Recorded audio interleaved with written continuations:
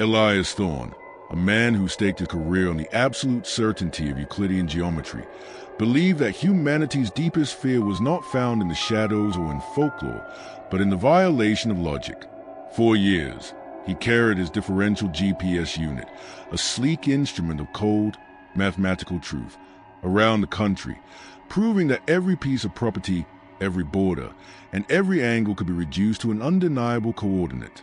The straight line was the shortest distance between 2 points. This was his axiom, and it was infallible. Then, Thorne accepted the job in Whispering Hollow. He arrived in the remote Appalachian Valley in late summer. The air was thick, humid, and heavy with a scent of damp earth and something indefinable, something ancient. The valley was not just a location. It felt like a silent, waiting entity. Thorne had been hired by a development company to settle a decades-old boundary dispute between two local families, a dispute rooted in maps that were sketched on worn leather and marked by features like the sorrowful pine and the woven stone. Thorne had dismissed the old maps as superstitious nonsense born of poor surveying techniques. His task was to introduce the locals to modern satellites and laser precision. He was certain he would impose mathematical truth onto the messy reality of folklore. He drove his truck to the first marker point, the point where the disputed lines diverged. He set up his equipment with the practiced confidence of a man who knew his tools could not lie. The GPS unit immediately locked onto the satellite grid, ready to confirm his geometric certainty. Thorne began to trace the boundary line. The old property document specified a path that should run perfectly straight for almost a mile. Yet, when he cross-referenced his GPS coordinates with the ancient ledger, the data refused to align.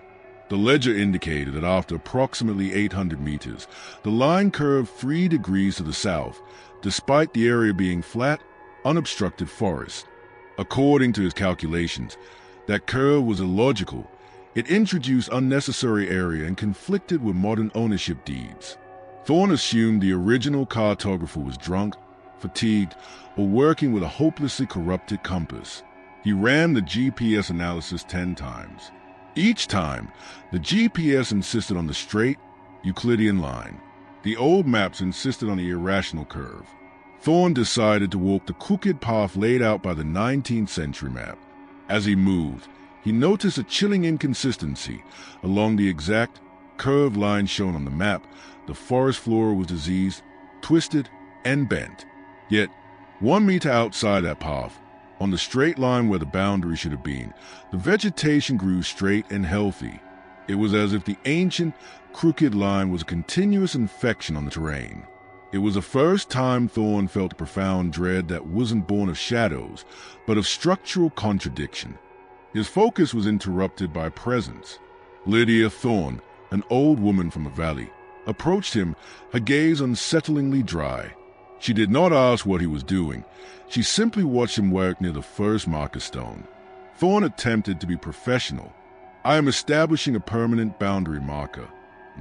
A perfect 90-degree angle to the ground, fixing the inconsistencies of the old surveyors." Lydia did not look at his face. Her eyes were fixed on the steel stake he was about to drive into the earth. "The line has its own laws here, surveyor," she rasped. "Laws that defy your science." She explained the terrifying local law. The valley was haunted by an entity of perfect order. It craved Euclidean perfection, and it saw any slight deviation, a crooked fence, a random growth, the imperfect symmetry of a human face, as an aberration. The settlers, she explained, eventually realized the only way to contain it was through deliberate imperfection. "Every corner must be flawed, every measurement slightly wrong," Lydia insisted. "The boundaries must lie to the land to keep the entity contained. If you introduce a structure that is perfectly straight, perfectly measured, you invite it to correct your mess." Thorne dismissed a warning as fascinating but harmless superstition. He was a man of science, not folklore. He was determined to prove that his modern logic superseded any local curse. He decided to not just install the stake, but to install one that was geometrically flawless. He spent the rest of the afternoon ensuring the thick steel stake stood at a pristine 90-degree angle to the flat ground, its line shooting straight out into the distance, defying the curve of the old map. He marked the ground with fluorescent paint along the mathematically true line, a testament to his own geometric arrogance. He returned to the marker site late that night, perhaps drawn by an unconscious need to admire his geometric triumph. The air was cold, and the Appalachian darkness seemed to weigh physically upon him. When he reached the marker, the air fell into a deep, immediate silence. The stake still stood, but it was ruined. The thick, cold steel had been bent. Not broken, not hammered, but slowly, structurally curved, precisely 3 degrees to the south. It now perfectly followed the irrational curve dictated by the ancient map. The correction was systemic and clean, achieved without the presence of any physical tool. It had simply yielded to a local, superior geometric law. Thorne scrambled back to his truck, retrieving the old map. Under the weak beam of his flashlight, he studied the point where the stake had buckled. The old map was marked with a symbol, a circle intersected by a perfect right angle, and a handwritten notation. The true line tolerates no right angle. He realized, with a horrifying clarity that shattered his scientific worldview, that the bent stake was not an act of vandalism. It was an axiom violation. His modern tool, his perfect $90 carat, /circ or dollar angle, had been violently corrected by a force that did not respect his geometry. The straight line he had insisted on was the boundary of a cage, and by forcing his perfection onto that boundary, he had inadvertently alerted the jailer. The axiom was now aware of his presence, and it was ready to impose its truth. His simple surveying job had just become a matter of life and death, all because of a single, flawless angle. Thorne spent the remainder of the night in his rented cabin, his rational mind undergoing a catastrophic structural failure. He wasn't afraid of the dark outside. He was terrified of the logical consistency of the bent steel. His professional certainty, the bedrock of his career, was crumbling. He had dismissed the local law as superstition, but no geological stress, no localized fault line, and no amount of human vandalism could have so precisely and cleanly curved a thick metal stake 3 degrees south, perfectly aligning it with an ancient, imperfect property map. He tore apart his GPS unit, scattering the expensive, precise circuits across the table. These were tools designed to enforce Euclidean purity, and in the whispering hollow, purity was a death sentence. The stake had been a test, and Thorne had failed it. He had introduced absolute certainty into a space designed for flawed, chaotic survival, and the space had aggressively rejected it. The entity had tasted his geometric arrogance. As dawn struggled to penetrate the heavy pines, Lydia Thorne appeared at his door without knocking. She stood in the frame, her silhouette sharp against the weak light. She carried a weathered bowl of dried mountain herbs, their scent sharp and medicinal. "You tried to straighten it," she stated, her voice quiet but firm. "You introduced your absolute order where only the crooked rule is allowed." Thorne ignored the accusation, his voice tight. "What did this? What bent that metal? It defies mechanics." "The sentinel," she whispered, stepping inside. "The settlers brought their clean, square houses, their perfect barns. They brought God's perfect angles to the wilderness. But this land holds a thing of pure, unblemished logic. We call it the entity of perfect order. It doesn't fear chaos. It craves the absolute." Lydia explained that the entity viewed any deviation from a perfect state, a tilted post, a random weed, a human body's inherent asymmetry, as a geometric sin. The entity seeks to impose an eternal, cold Euclidean perfection upon the valley, an order that leaves no room for life. The original settlers were not killed by beasts, but by their own perfect structures collapsing inward, their bodies reduced to horrifying symmetrical forms. The survivors realized they had to build a defense, the necessary floor. "The true line is not a boundary, surveyor," Lydia declared, her eyes holding ancient sorrow. "It is a containment spell. Every angle is deliberately wrong. Every line is intentionally crooked. It's a cage built out of geometric lies to contain a truth so perfect, it kills." Before Thorne could respond, a distant, sharp sound of modern hammering echoed through the hollow. It was a confident, rhythmic sound of a level being used and beams being joined in precise, right-angled corners. "That's Boone Albright," Lydia hissed, her face tightening with immediate fear. He's building his new deer blind. He never believed in the crooked rule. He's building it sturdy and square, and is doing it right on the very edge of the line you tried to straighten. They rushed out. The sounds of construction were loud, the rhythmic thud-thud-thud of a man certain of his measurements. When they reached the clearing, Boone was indeed fastening the final roof beams. The structure was small, simple, but perfectly engineered. Every visible corner was a pristine 90 degrees. "Boone, stop!" Lydia screamed, waving the bowl of herbs. "You're making it too perfect. You're inviting the axiom." Boone looked down from the frame, annoyed. "It's a deer stand, old woman. I built it sturdy and square, unlike your grandmother's shack." He drove the final nail in with a confident, resounding strike. The sound of the final hammer blow was followed by a chilling, unnatural silence.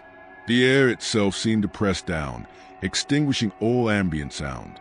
The lumber, strong and new seconds ago, began to react to the structure's defining flaw, its geometric perfection. The corner beams, joined at a flawless right angle, did not splinter or break. They began to compress inward. The perfect square frame was collapsing not due to gravity or weakness, but because the structure was undergoing a systemic geometric correction. The process was horrifyingly precise. The two walls meeting at the perfect 90-degree corner experienced extreme, localized pressure. The perfect angle was deemed an unstable geometry, a flaw that needed elimination. The wood did not fold. It simply shrank, maintaining its shape but losing physical volume. The walls became thicker but shorter, reducing the entire structure into a smaller, geometrically simpler form. Boone, trapped inside, screamed, a sound instantly muted by the collapsing space. Thorne recognized the horror, non-Euclidean correction. The entity was warping the space locally, forcing the structure to conform to a higher, simpler, and absolutely lethal Euclidean truth. It was a perfect square being perfected further. The perfect square was reduced into a compressed, dark rectangle barely 3 feet high. The wood beams fused and smoothed into a single, monolithic block. Boone's scream stopped instantly. The block was geometrically silent. Lydia dragged Thorne back towards the imperfect, curved boundary line. "You introduced your perfection, Elias. You gave the axiom the authority to clean up his mess." Thorne looked back at the cube, a precise, horrifying tomb. His scientific arrogance had been replaced by a cold, desperate fear. The entity sought points of perfect symmetry, square structures, or clean angles to eliminate. Its ultimate goal was the imposition of absolute perfection across the entire valley. They rushed out. The sounds of construction were loud, the rhythmic thud-thud-thud of a man certain of his measurements. When they reached the clearing, Boone was indeed fastening the final roof beams. The structure was small, simple, but perfectly engineered. Every visible corner was a pristine 90 degrees. "Boone, stop!" Lydia screamed, waving the bowl of herbs. "You're making it too perfect. You're inviting the axiom." Boone looked down from the frame, annoyed. "It's a deer stand, old woman. I built it sturdy and square, unlike your grandmother's shack." He drove the final nail in with a confident, resounding strike. The sound of the final hammer blow was followed by a chilling, unnatural silence. The air itself seemed to press down, extinguishing all ambient sound.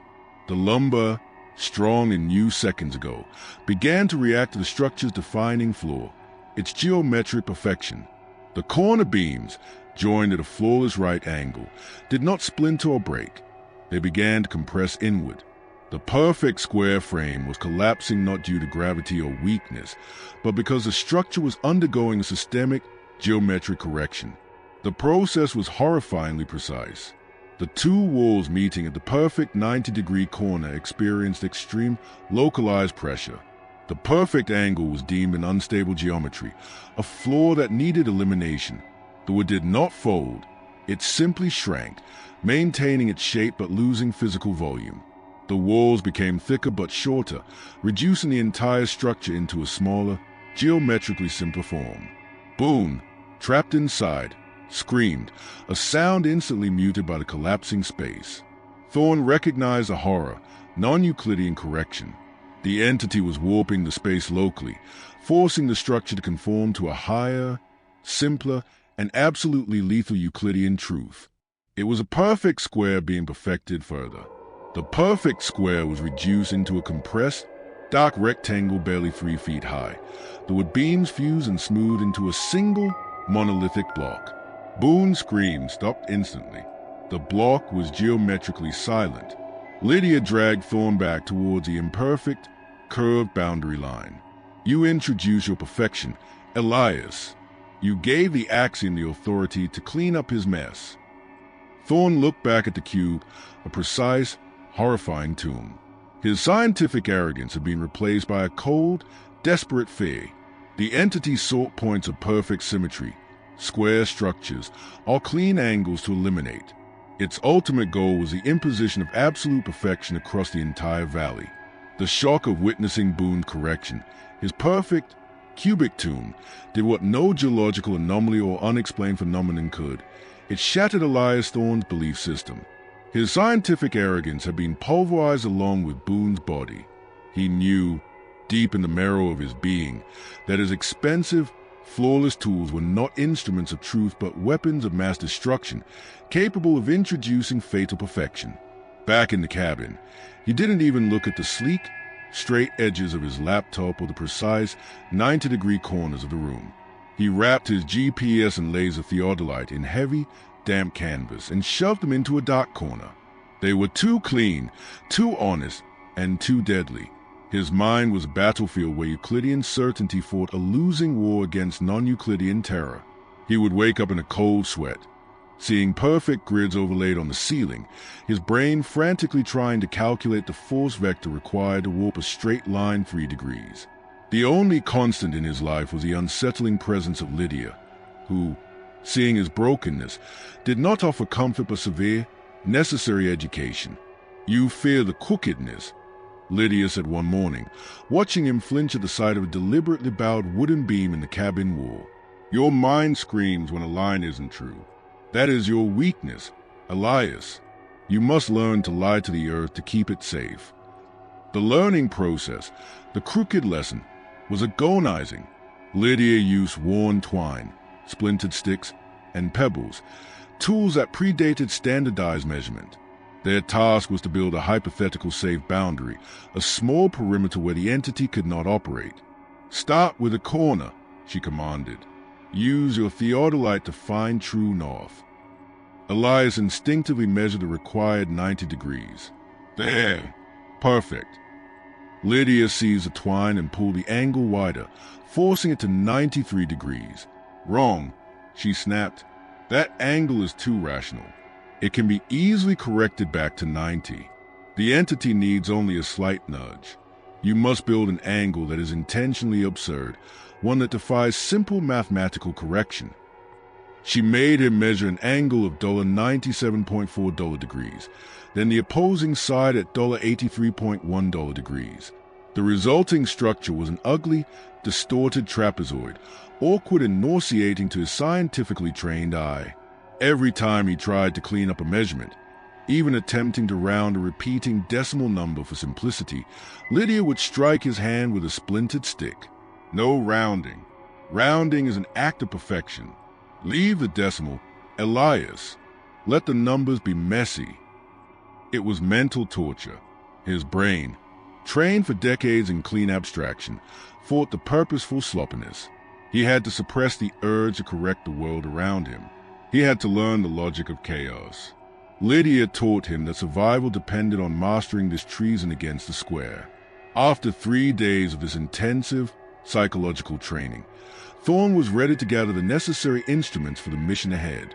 Lydia led him through an overgrown path to the abandoned shack of her grandfather, the last true mapmaker of the Hollow before the arrival of modern development. The shack was dusty and smelled of old leather and moldering paper.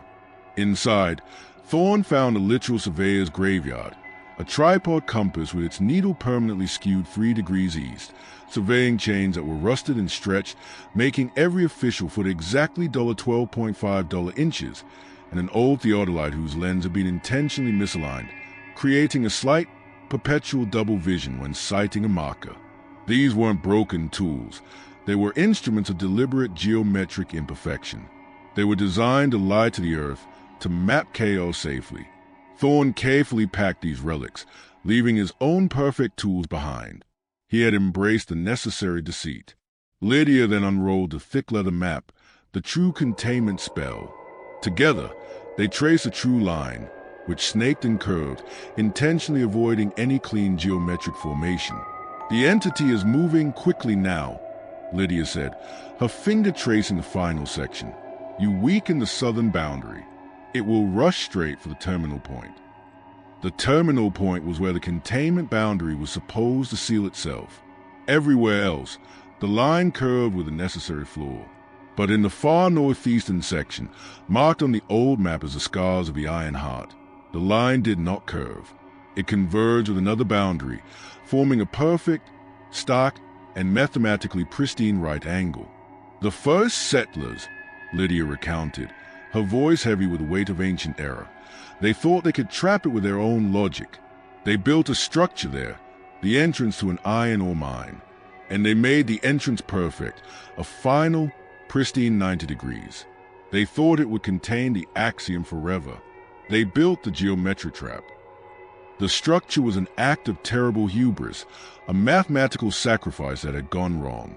That mine shaft," Thorne whispered, the new, terrible truth settling in his mind. "If the entity reaches that perfect corner, it will collapse the floor entirely. It will impose its order on the whole valley from that single, perfect starting point." "We must reach it first," Lydia confirmed.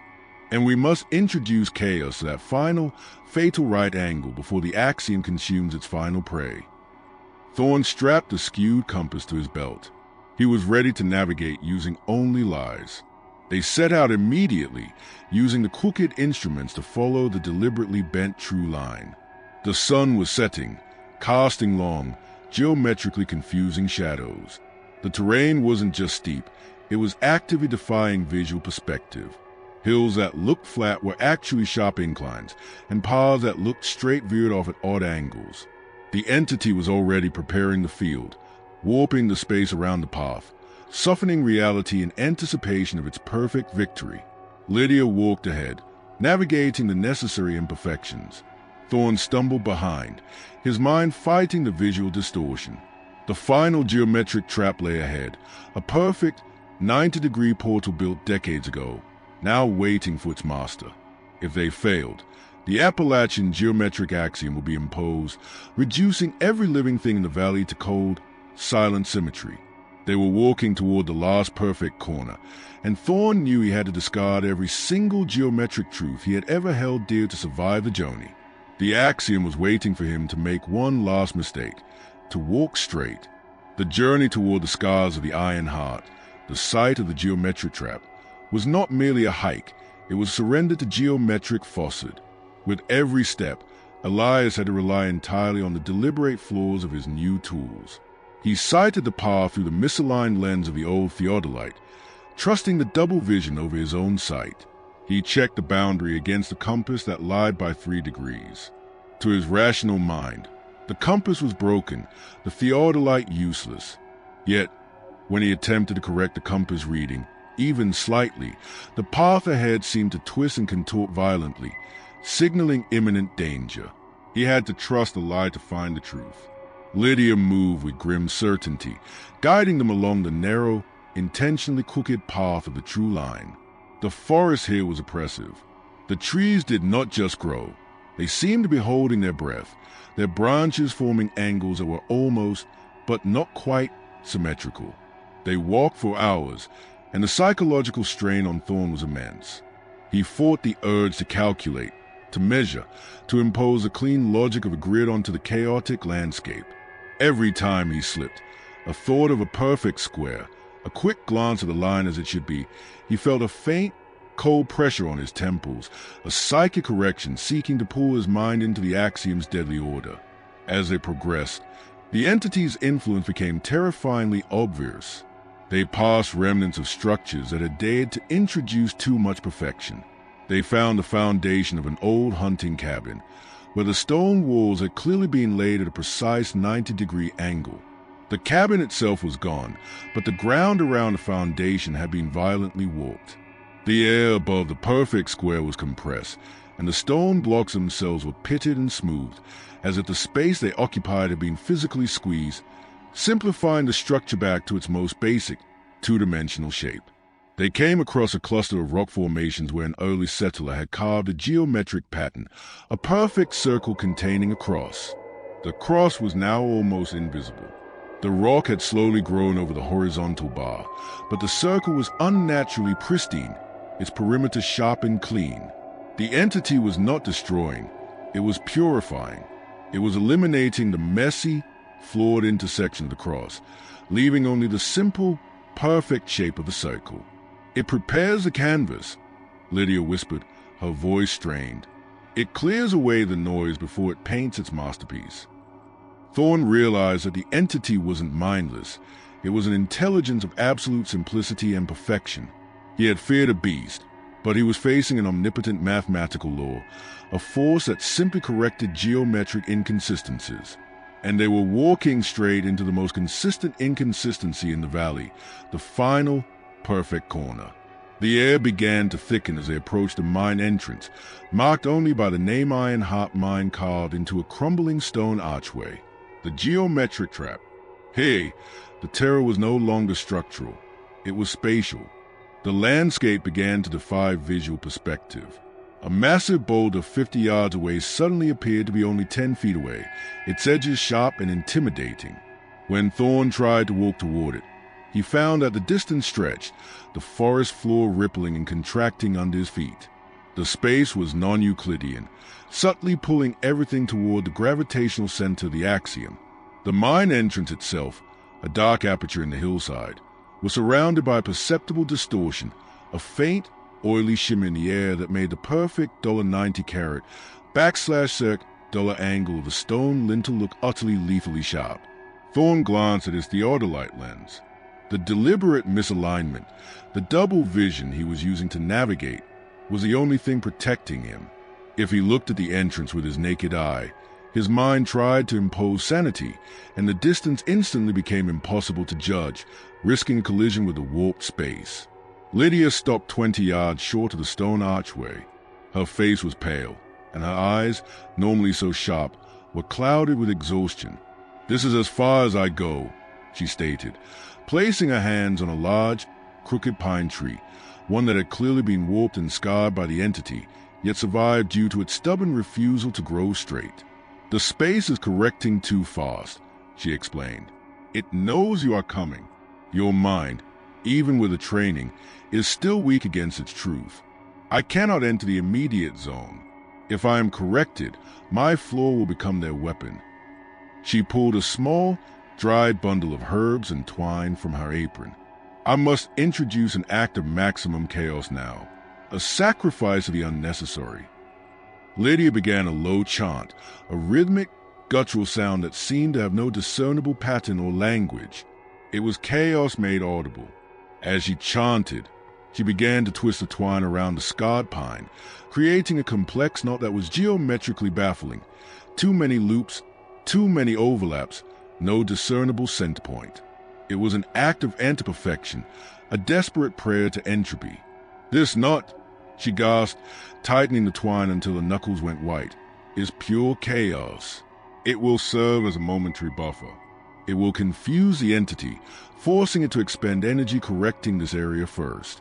That is your window." She looked at Thorne, her gaze heavy. "You must go in alone. Your mind will try to rationalize the angles. Your eyes will lie to you. But you must trust the crooked lens, Thorne. You must trust the flaw in the tools. Your only chance of survival is to commit geometric treason." Thorne looked at the shimmering archway, the perfect right angle that was the entity's final weapon. He adjusted the bent compass on his belt.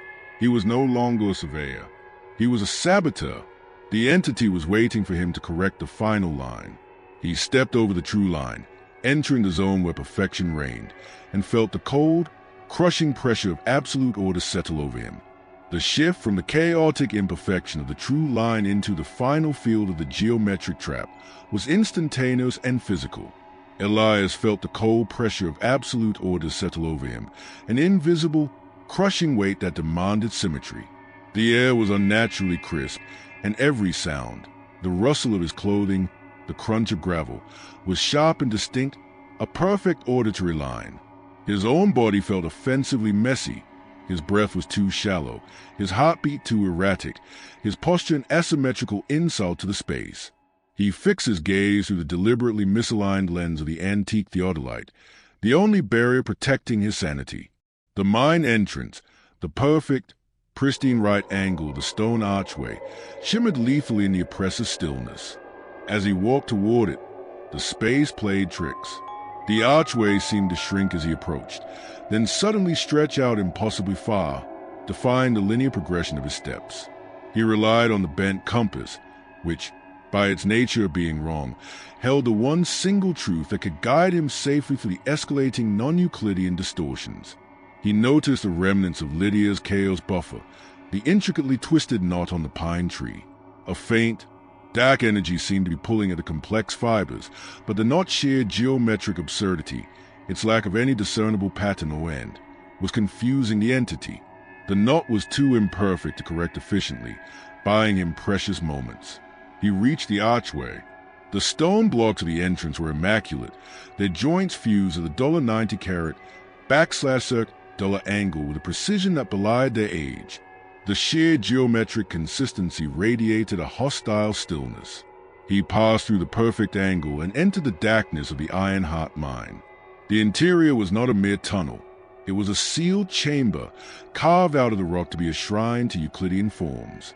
The original settlers, in their terrifying desperation, had lined the chamber with square-cut stone blocks, their corners all precisely 90 degrees. It was a prison built by mathematics. As Elias ventured deeper, he saw the final testament to the settlers' geometric hubris. Etched into the perfect square blocks were the remains of the early colonists who had built the trap. They hadn't been crushed by falling rock. They had been annihilated by the axiom. One inscription showed a man who had attempted to carve a perfect circle. The circle was immaculate, but the man's shadow was permanently etched beside it, flattened and geometrically simplified into a horrifying, two-dimensional outline.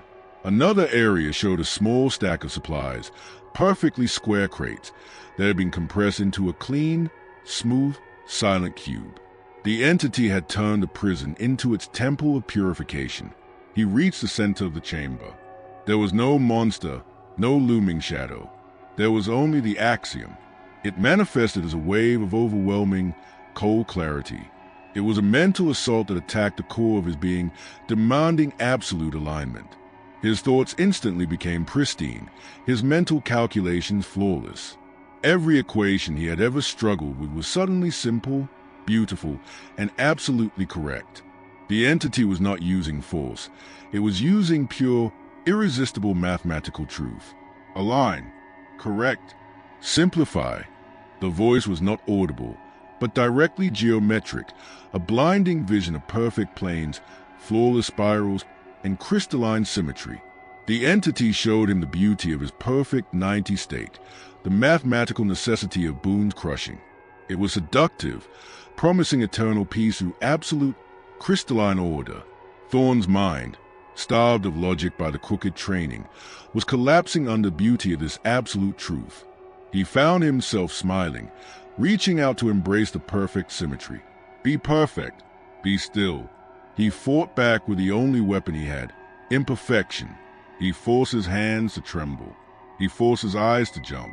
He screamed inside his own mind, rejecting the beautiful simplicity, grasping onto the memory of Lydia's absurd $97.4 degree angle.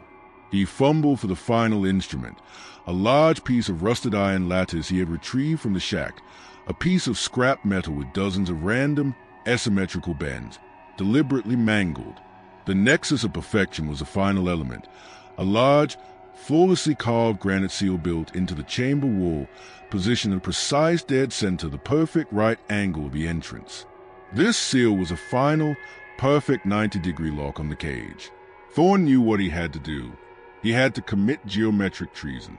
He lifted the mangled piece of iron lattice. It was the antithesis of the axiom: complex, asymmetrical, non-uniform, and messy. He pressed the chaotic metal against the granite seal, focusing his fracture will not on smashing it, but on introducing complexity. The entity screamed, a silent, mental shriek of agony that felt like the tearing of silk. It hated the random complexity. It could correct a simple 90-degree angle, but the messy, asymmetrical intersections of the lattice iron presented an infinite number of nonlinear flaws to correct simultaneously. It was geometric noise. The axiom shifted its focus from Thorne's mind to the lattice, attempting to reduce the overwhelming chaos to a simple, pure shape. But the more it tried to simplify the lattice, the more flaws it found, creating a feedback loop of necessary correction that demanded too much energy. Thorne drove a final, rusty, crooked nail, taken from Lydia's supplies, into the granite, right between the chaotic lattice and the perfect 90-degree seal. The nail was bent, its head misshapen, its angle completely random. It was a single, final, intentional act of geometric blasphemy. The entire chamber shuddered. The axiom was temporarily overloaded, trapped in an internal struggle to correct the chaotic inputs. Thorne felt the crushing pressure ease as the entity turned inward, consumed by the infinite task of correcting the ugly, beautiful, random imperfection he had just imposed. He had won, not by strength, but by embracing the glorious, necessary lie. The entity was contained, but the victory was purely temporal. He had merely replaced a simple, clean floor with a complex, messy one. He turned and fled the collapsing structural integrity of the mind, leaving the entity to drown in a sea of imperfect, random numbers.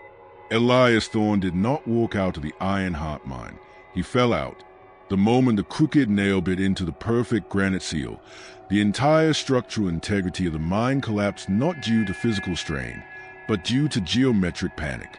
The axiom, trapped in an infinite loop of correctional tasks imposed by the asymmetrical lattice, exerted a violent, localized non-Euclidean spasm. The mind walls warped, twisted, and folded in upon themselves, struggling to smooth out the chaotic mess Thorne had introduced. He scrambled free just as a perfect 90-circle stone archway, the final, lethal target, imploded, transforming into a pile of jagged, imperfect rubble. He collapsed into the date, the cold Appalachian air stinging his lungs. He felt no triumph, only the hollow, deafening silence that followed the end of a vast, overwhelming mathematical calculation.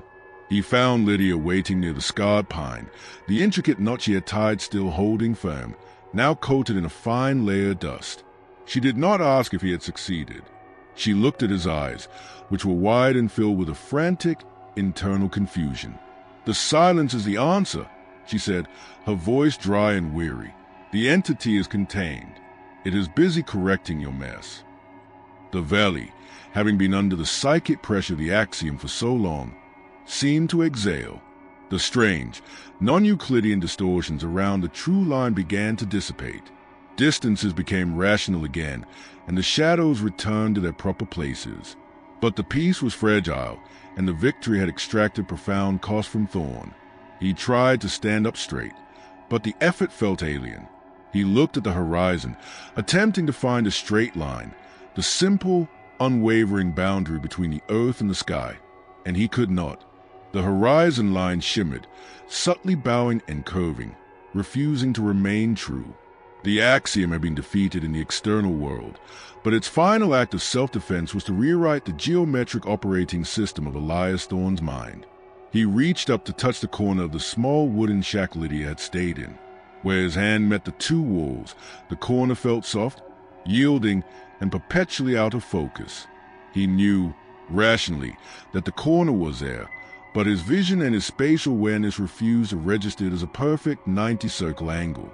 Every clean corner, every flat surface, every parallel line now appeared warped, bent, or slightly askew. The forced psychological training he had undergone, the crooked lesson, had become permanent. "It took your truth," Lydia said gently, seeing the silent despair in his eyes. "It made your mind a place of lies to pay for the chaos you introduced."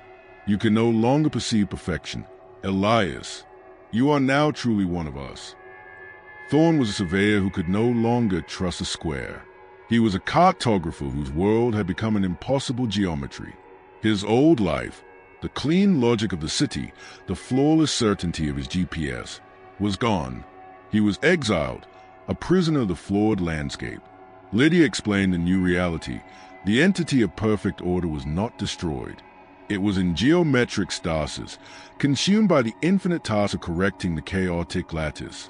But the entity was patient. The moment the random, messy intersections of the lattice iron or the crooked nail began to decay, rust, or settle into a pattern that the axiom could calculate and simplify, the entity would be free again. Someone must watch the boundaries, Lydia stated, looking out over the silent valley. Someone must ensure the flaws never become rational enough to be corrected. Someone must walk the true line and actively maintain the lie. The task was a lifetime sentence. Thorne had to become the guardian of the valley's geometric imperfection. He retrieved his old, crooked tools from the cabin, the misaligned theodolite, the compass that lied by 3 degrees.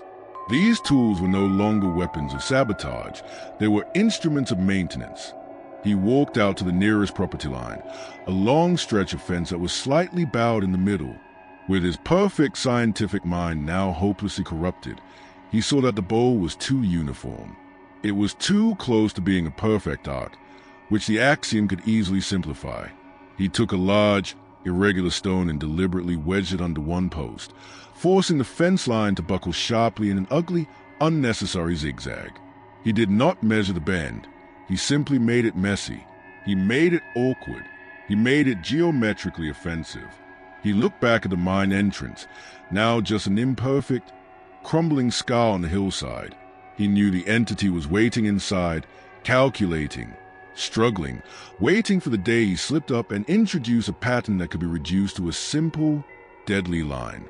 Elias Thorne, the former master of geometric truth, now walked the valley as a custodian of the floor. He never used a straight edge, he never rounded a number, and he could never again look at his reflection without seeing a face that was horribly, gloriously asymmetrical. He was doomed to walk crooked paths forever, paying the price for the geometric treason he had committed. He knew that the true terror of the Appalachian axiom was not that the entity existed, but that to survive it, he had to sacrifice the one thing that made him human, the pursuit of perfection. He was safe, but his sanity now existed on a perpetual geometric lie, watching over a world that was only safe because it was fundamentally wrong. The line was drawn, and it was forever bent. Warning: this video contains purely fictional supernatural horror content. The events, characters, and concepts depicted are products of imagination and are not intended to promote, endorse, or normalize any harmful or illegal activities, including child abuse, sexualization, or self-harm.